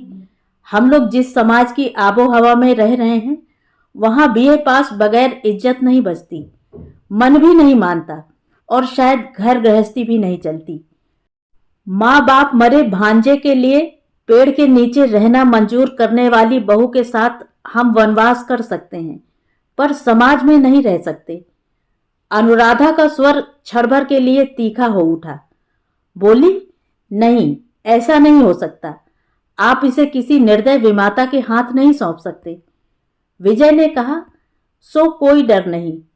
कारण सौंप देने पर भी कुमार हाथ से फिसलकर नीचे आ गिरेगा, पर इसके माने यह नहीं कि वे निर्दय ही हैं। अपनी भावी पत्नी की तरफ से मैं आपकी बात का तीव्र प्रतिवाद करता हूं। मार्जित रुचि सम्मत उदास अवहेलना से उनमें मुरझाई हुई आत्मीयता की बर्बरता नाम मात्र को भी नहीं। यह दोष आप उन्हें न दीजिए। अनुराधा हंसकर बोली, प्रतिवाद आप जितना चाहें, पर मुझे मुरझाई हुई आत्मीयता के माने तो जरा समझा दीजिए। विजय ने कहा, यह हम लोगों के बड़े सर्किल का पारिवारिक बंधन है। उसका कोड ही अलग है और चेहरा भी स्वतंत्र है। उसकी जड़ें रस नहीं खींचती। पत्तों का रंग हरा भी नहीं होने पाता कि पीला होने लगता है। आप गांव के गृहस्थ घर की लड़की हैं। स्कूल कॉलेज में पढ़कर पास नहीं हुई, पार्टी या पिकनिक में शरीक नहीं हुई, लिहाजा इसका निगूढ़ अर्थ आपको मैं समझा नहीं सकता। सिर्फ इतना सा आभास दे सकता हूं कि कुमार की विमाता आकर उसे जहर पिलाने की भी तैयारी न करेगी और न चाबुक हाथ में लेकर उसके पीछे ही पड़ जाएगी, क्योंकि वह मार्जित रुचि विरुद्ध आचरण है। इसलिए इस बारे में आप निश्चिंत हो सकती हैं। अनुराधा ने कहा, मैं उनकी बात छोड़ देती हूं, पर आप वचन दीजिए कि खुद भी देखभाल करेंगे। मेरी सिर्फ इतनी ही विनती है। विजय ने कहा, वचन देने को तो जी चाहता है, पर मेरा स्वभाव और तरह का है। आदत भी दुनिया से अलग है। आपके आग्रह की याद करके बीच बीच में देखने भालने की कोशिश करता रहूंगा, मगर जितना आप चाहती हैं उतना हो सकेगा ऐसा तो नहीं मालूम होता। अच्छा, अब मैं भोजन कर चुका, जाता हूं, चलने की तैयारी करनी है। इतना कहकर वह उठ बैठा। बोला, कुमार आप ही के पास रहेगा। घर छोड़ने का दिन आ जाए तो उसे विनोद के साथ कलकत्ता भेज देना। जरूरत महसूस करे तो उसके साथ संतोष को भी बिना किसी संकोच के भेज दें। शुरू शुरू में आपके साथ जैसा सुलूक किया है, ठीक वैसी ही मेरी प्रकृति नहीं है। चलते वक्त आपको भरोसा दिए जाता हूं कि मेरे घर कुमार से ज्यादा अनादर संतोष का नहीं होगा। मकान के सामने घोड़ा गाड़ी खड़ी है, चीज वस्तु लादी जा चुकी है। विजय गाड़ी पर चढ़ना ही चाहता था कि कुमार ने कहा, पिताजी, मौसी जी बुला रही हैं। अनुराधा सदर दरवाजे के पास खड़ी थी। बोली, प्रणाम करने के लिए बुलवा लिया, फिर कब कर सकूंगी मालूम नहीं, कहकर उसने गले में आंचल डालकर दूर से प्रणाम किया। फिर उठकर खड़ी हो गई और कुमार को अपनी गोद में खींचकर बोली, दादी जी से कह दीजिए कि सोच फिकर ना करें। जितने भी दिन मेरे पास रहेगा किसी तरह का अनादर ना होगा। विजय ने हंसकर कहा, विश्वास होना मुश्किल है। मुश्किल किसके लिए? क्या आपके लिए भी? कहकर वह हंस पड़ी और दोनों आंखें चार हो गईं। विजय ने स्पष्ट देख लिया कि उसकी पलक भीगी हुई हैं। मुंह झुकाकर उसने कहा, किंतु कुमार को ले जाकर तकलीफ न दीजिए, फिर कहने का मौका नहीं मिलेगा। इसी से बराबर कह रही हूं। आपके घर की बात याद आते ही उसे भेजने को जी नहीं चाहता। तो मत भेजिए। उत्तर में वह एक सांस दबाकर चुप रह गई। विजय ने कहा, जाने के पहले आपको अपने वादे की बात फिर एक बार याद दिला जाऊं। आपने वचन दिया है कि कभी कोई जरूरत पड़ेगी तो मुझे चिट्ठी लिखेंगी। मुझे याद है। मैं जानती हूं कि गांगुली महाशय से मुझे भिखारिन की तरह ही मांगना होगा। मन के संपूर्ण धिक्कार को तिलांजलि देकर ही मांगना होगा। पर आपके पास वह बात नहीं। जो कहूंगी बिना किसी संकोच के आसानी से मांग लूंगी। पर याद रहे, कहकर विजय जाना ही चाहता था कि अनुराधा ने कहा, तो आप भी एक वचन देते जाइए। कहिए कि जरूरत पड़ने पर मुझे भी जताएंगे। जताने के लायक मुझे क्या जरूरत पड़ेगी अनुराधा? सो कैसे बताऊं? मेरे पास और कुछ नहीं है, पर जरूरत आ पड़ने पर हृदय से सेवा तो कर सकती हूं। आपके वो करने देंगे? मुझे कोई भी नहीं रोक सकता। कुमार नहीं आया सुनकर विजय की मां मारे आतंक के सिहर उठी। यह कैसी बात है रे? जिसके साथ लड़ाई है उसी के पास लड़के को छोड़ाया। विजय ने कहा, जिसके साथ लड़ाई थी वह पाताल में जाकर छिप गया है मां। किसकी मजाल की उसे ढूंढ निकाले। तुम्हारा पोता अपनी मौसी के पास है, कुछ दिन बाद आ जाएगा। अचानक उसकी मौसी कहां से आ गई? विजय ने कहा, भगवान के बनाए हुए संसार में अचानक कौन कहां से आ पहुंचता है मां, कोई बता नहीं सकता। जो तुम्हारे रुपए पैसे लेकर डुबकी लगा गया है यह उसी गगन चटर्जी की छोटी बहन है। पर तुम्हारे पोते ने सब गड़बड़ कर दिया। उसने उसका ऐसा दामन पकड़ा कि दोनों को एक साथ बगैर निकाले उसे निकाला ही नहीं जा सकता था। मां ने अंदाजे से बात को समझकर पूछा, कुमार मालूम होता है उसके वश में हो गया है। उस लड़की ने उसे खूब लाड़ प्यार किया होगा शायद। बेचारे को लाड़ प्यार तो मिला नहीं कभी। कहकर उन्होंने अपनी अस्वस्थता की याद करके एक गहरी सांस ली। विजय ने कहा, मैं तो बाहर रहता था। घर के भीतर कौन किसे लाड़ प्यार कर रहा है मैंने आंखों से देखा नहीं। पर जब चलने लगा तो देखा कि कुमार अपनी मौसी को छोड़कर किसी तरह आना ही नहीं चाहता। मां का संदेह इतने पर भी न मिटा। कहने लगी, गांव की लड़कियां बहुत तरह की बातें जानती हैं। साथ न लाकर तूने अच्छा नहीं किया। विजय ने कहा, तुम खुद गांव की लड़की होकर गांव के विरुद्ध शिकायत कर रही हो मां। अंत में तुम्हारा विश्वास शहर की लड़कियों पर ही हो गया है क्या? शहर की लड़कियां?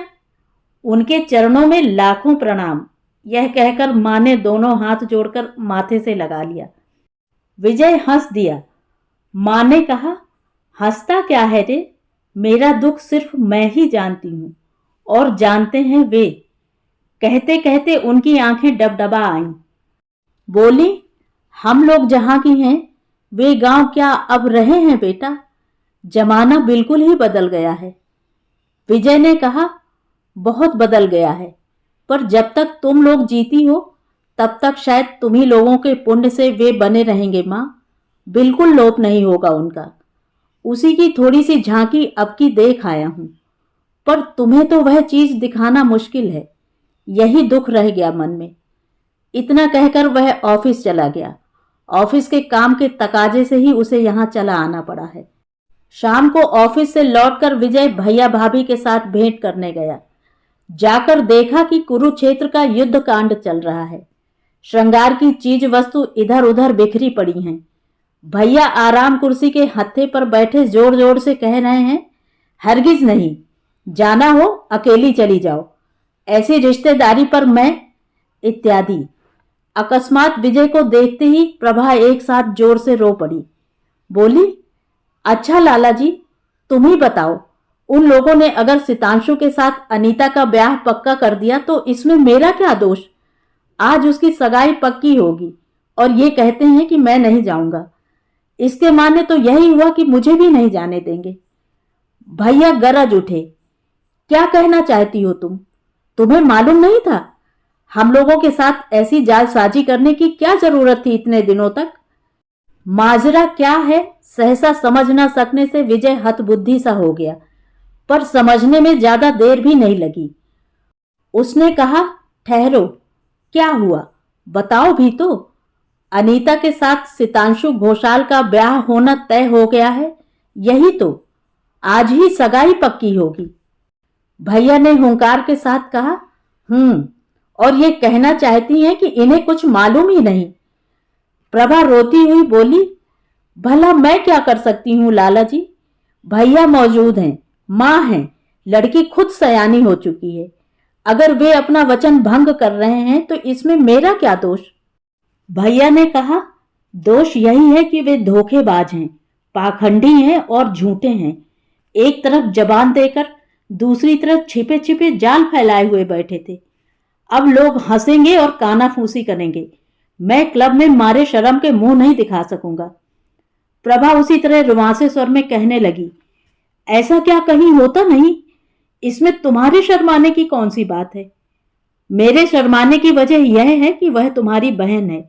दूसरे मेरी ससुराल के सब धोखेबाज हैं, इसलिए उसमें तुम्हारा भी एक बड़ा हिस्सा है।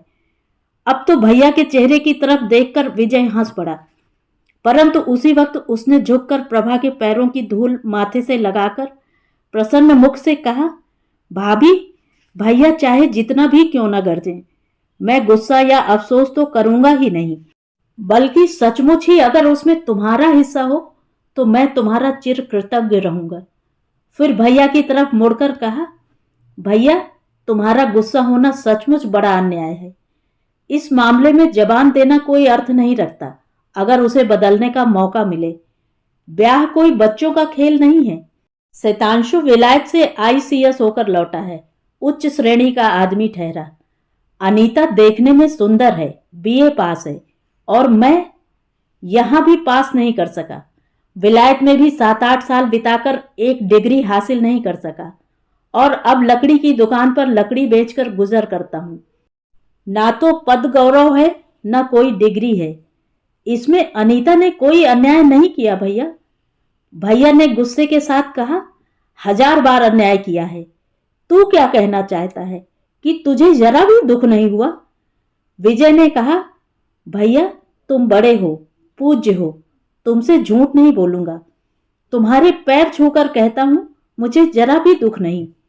अपने पुण्य से तो नहीं, किसके पुण्य से बचा सो भी नहीं मालूम, पर जान पड़ता है कि मैं बच गया। भाभी, चलो मैं ले चलता हूं। भैया चाहें तो नाराज होकर घर में बैठे रहें, मगर हम तुम चलो चलें, तुम्हारी बहन की सगाई में भरपेट खा आए। प्रभा ने उसके चेहरे की ओर देखकर कहा, तुम मेरा मजाक उड़ा रहे हो लाला जी? नहीं भाभी, मजाक नहीं उड़ाता। आज मैं अंतःकरण से तुम्हारा आशीर्वाद चाहता हूं। तुम्हारे वरदान से भाग्य मेरी तरफ फिर से मुंह उठाकर देखे, पर अब देर न करो। तुम कपड़े बदल लो, मैं भी ऑफिस के कपड़े बदल आऊं। कहकर जल्दी से वह जाना चाहता था कि भैया कहे उठे, तेरे लिए निमंत्रण नहीं है, तू वहां कैसे जाएगा? विजय ठिठक कर खड़ा हो गया, बोला, सो तो ठीक है, शायद वे शर्मिंदा होंगे, पर बिना बुलाए कहीं भी जाने में आज मुझे कोई संकोच नहीं। इच्छा हो रही है कि दौड़ा जाऊं और कह आऊं कि अनीता, तुमने मुझे धोखा नहीं दिया। तुम पर ना मुझे कोई गुस्सा है, ना कोई जलन है। मेरी प्रार्थना है कि तुम सुखी रहो। भैया, मेरी प्रार्थना मानो, नाराजी न रखो। भाभी को ले जाओ, कम से कम मेरी तरफ से ही सही अनीता को आशीर्वाद दो तुम दोनों। भैया और भाभी दोनों ही हतबुद्धि से होकर उसकी तरफ देखने लगे। सहसा दोनों की निगाहें विजय के चेहरे पर पड़ी। उसके चेहरे पर व्यंग का सचमुच ही कोई चिन्ह नहीं था। क्रोध या अभिमान की लेश मात्र छाया उसके कंठ स्वर में नहीं थी। सचमुच ही मानो किसी सुनिश्चित विपत्ति के फंदे से बच जाने से उसका मन अकृत्रिम पुलक से भर गया था। आखिर प्रभा अनीता की बहन ठहरी। बहन के लिए यह इंगित उपादेय नहीं हो सकता। अपमान के धक्के से प्रभा का हृदय सहसा जल उठा। उसने मानो कुछ कहना भी चाहा, पर गला रुंध गया। विजय ने कहा, भाभी, अपनी सब बातें कहने का अभी समय नहीं आया। कभी आएगा या नहीं सो भी नहीं मालूम, लेकिन अगर आया किसी दिन तो उस दिन तुम भी कहोगी कि लाला जी तुम भाग्यवान हो, तुम्हें मैं आशीर्वाद देती हूँ। तो ये थी कहानी। कहानी आपको कैसी लगी कमेंट करके ज़रूर बताएं।